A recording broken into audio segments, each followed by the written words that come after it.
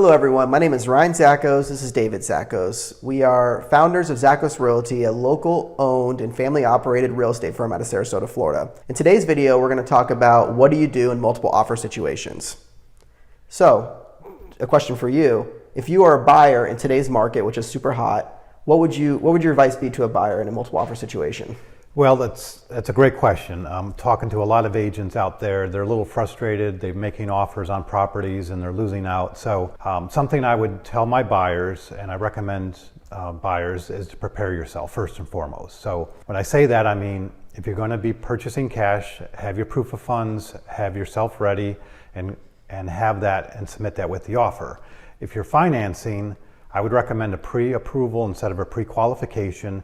Get with your lender early on, and I recommend a local lender, and make sure that your income, your assets, and your credit's all been verified and that your loan officer spells that out on your pre-approval.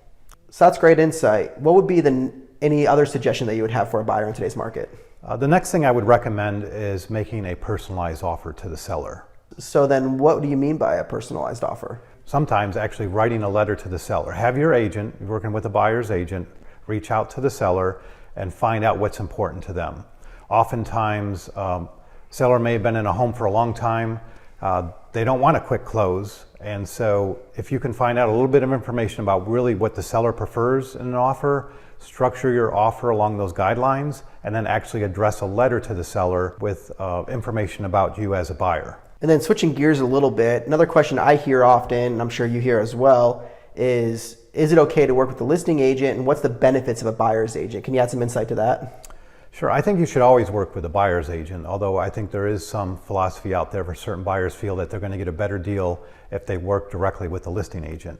You really want an agent that's going to represent your best interest, and so a good buyer's agent will do all these things ahead of time. They'll find out what's important to the seller. They're going to look out for your best interest.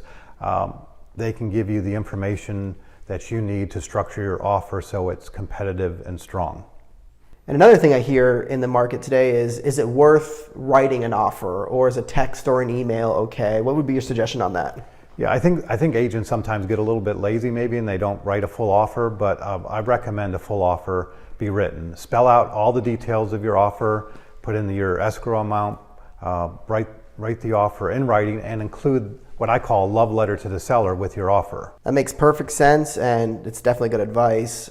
Is there any other suggestions or advice that you would have for a buyer in this market?